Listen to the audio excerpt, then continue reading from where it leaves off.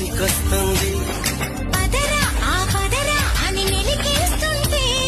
పదరా ఓ పొదకే అని సై అన్నట్టే.